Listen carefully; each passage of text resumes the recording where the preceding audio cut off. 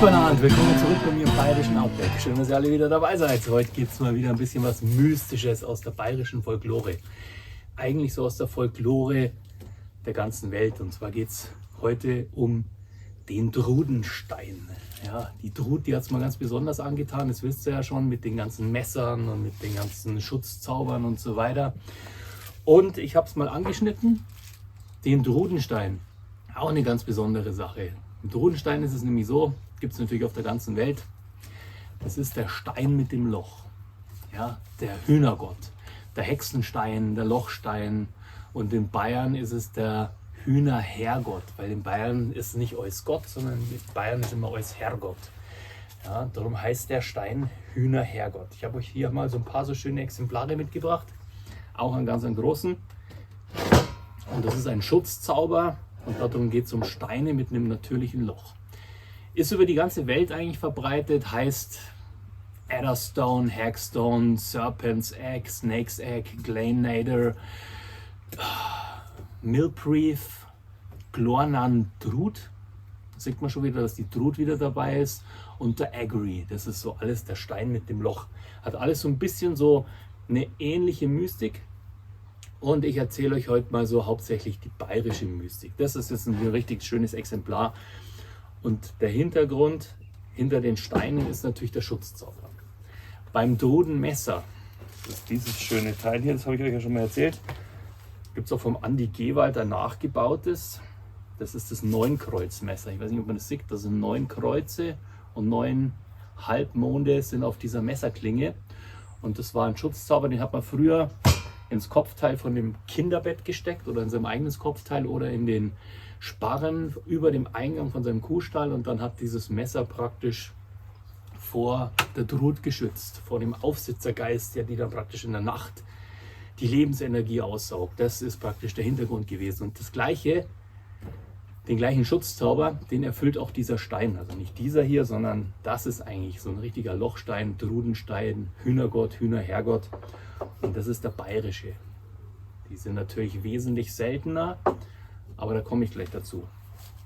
Diese Steine, das ist jetzt ein ganz besonderes Exemplar, weil ich euch einfach verdeutlichen wollte, dass es viele Steine mit natürlichen Löchern gibt. Und dann hat man früher einen Lederbantel genommen, hat das da durchgeschoben, so, und dann hat man sich die um den Hals gehängt. Exemplarisch, der hier. Natürlich hat man sich die hier um den Hals gehängt. Tun wir die mal zur Seite, dass ihr mich ein bisschen besser seht. Das sind die, um die es eigentlich geht. Die hat man sich aufs Fensterbrett oder im Speicher auf den Dachsparren gelegt, und dann haben sie das Haus, das Viech, die Kinder und alles, was in diesem Bereich halt war, haben sie dann praktisch vor der Drut geschützt. Der große Unterschied ist das ist praktisch ein Drudenstein aus dem Norden, Osten, Ostsee, Nordsee. Da werden die angespült. Das ist ein Vulkangestein, der hat Kreideeinschlüsse drinnen. Und diese Kreideeinschlüsse, die werden halt dann einfach vom Salzwasser rausgespült und dann entstehen diese Löcher. Ich zeige euch das dann nachher noch mal ein bisschen näher. In Bayern oder im Alpenvorland ist es natürlich wesentlich seltener, weil diese Löcher, die werden ja nicht in dem Sinne rausgespült, weil der Kalkstein viel weicher ist, sondern diese ganzen Steine, die von den Gletschern ins Tal geschoben werden, die bleiben in den Flussbetten liegen.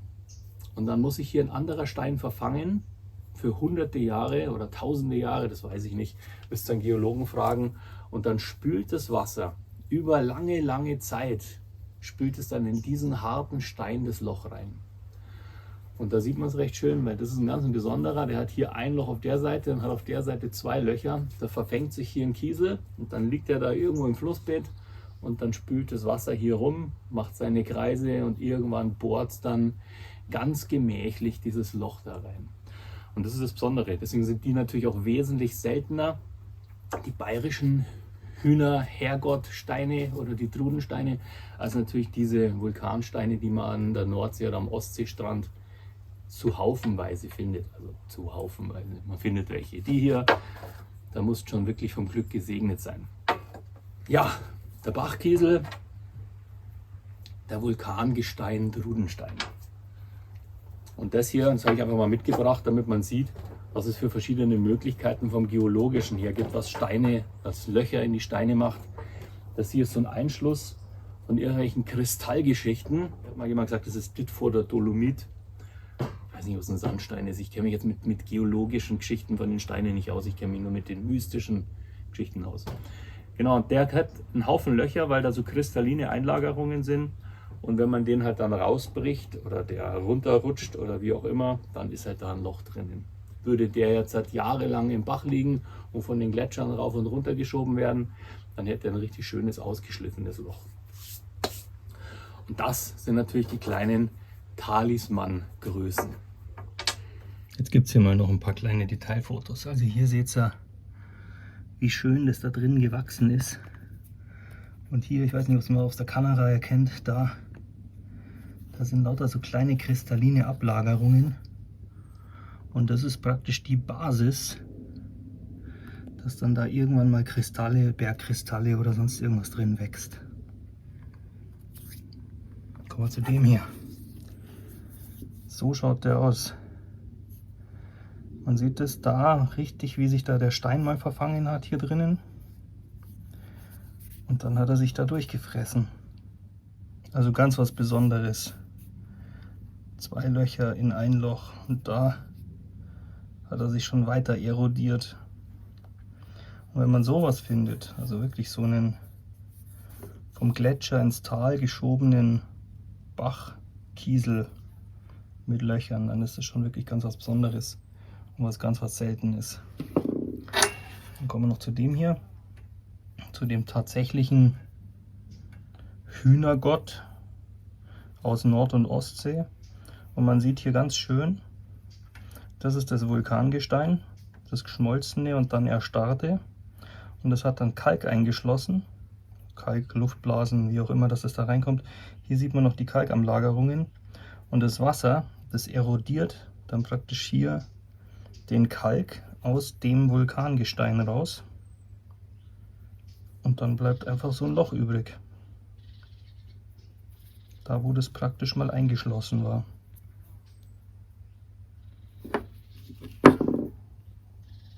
Die Geschichte sagt, da muss man halt diesen Stein, wenn man den findet, als Test, muss man durch den durchgucken und dann erscheint die Welt größer. Wenn man damit Leute beobachtet und guckt da so durch, früher hat man die mit in die Kirche genommen, genauso wie mit diesem Hocker aus 9erlei Holz. Wenn man dann da drauf saß, dann hat man auch die Druden und die Hexen erkannt. Und genauso ist es hier auch, aber das mit dem Hocker ist eine andere Geschichte. Wenn ich da mal ein Video drüber mache, verlinke ich es da oben. Ansonsten müsst ihr euch noch ein bisschen gedulden. Genau, man hat hier durchgeguckt und dann hat sich praktisch die Drut oder die Hexe zu erkennen gegeben, indem man die halt dann praktisch damit anvisiert hat und dann hat man es irgendwie erkannt. In Bayern natürlich durch diesen Stein, wenn man da durchschaut, ist natürlich alles schärfer und die Welt erscheint ein bisschen größer. Die Geschichte der Drut, die habe ich euch ja schon mal erzählt, die verlinke ich euch auch da oben. Das ist eine richtig spannende Folklore, weil die Drut überall wieder auftaucht. Und da muss ich auch sagen, der Druidenstein und der Drudenstein, das sind zwei völlig unterschiedliche Sachen. Der Drudenstein ist dieser Schutzstein, der vor der Drut schützt. Der Druidenstein, das ist ein Stein, der den Druiden, also den alten Zauberern, praktisch bei ihren magischen Ritualen geholfen hat. Und das hat nichts mit dem Stein, mit diesem Loch da drinnen zu tun. Die mystische Geschichte hinter diesen Steinen, die verteilt sich natürlich über die ganze Welt ein bisschen anders. Es gibt Orte, da sagt man, wenn man da durchschaut, dann heilt einem das vor Augenkrankheiten oder von allen möglichen anderen Krankheiten. Und bei uns ist es halt einfach so, um den Hals getragen oder aufs Fensterbrett gelegt oder in seinen Hühnerstall gelegt. Daher kommt nämlich auch dieser Name Hühnergott. Der Ursprung war der, da Hexen ja Angst vor Metall, beweglichen Dingen und so weiter haben. Darum hat man diese Steine wie so ein kleines Mobile in den Hühnerstall gehängt und dann hat es die Hühner beschützt oder auch das Vieh beschützt. So kam diese Hühnergott-Geschichte. Das ist auch so im germanischen Glauben, wird zumindest viel erzählt.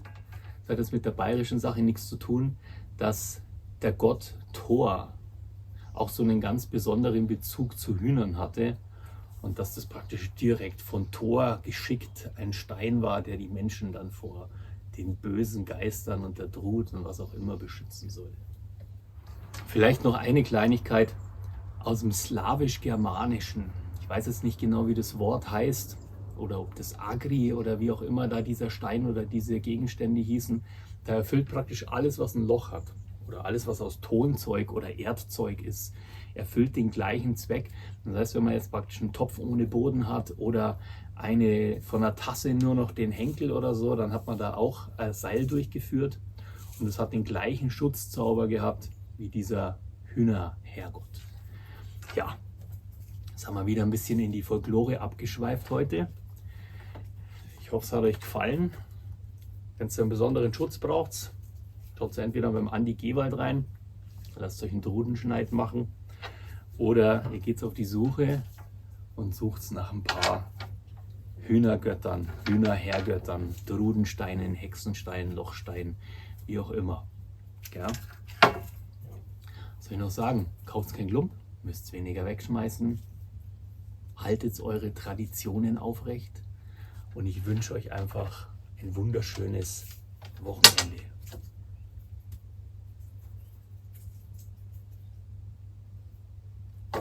Pfiat euch.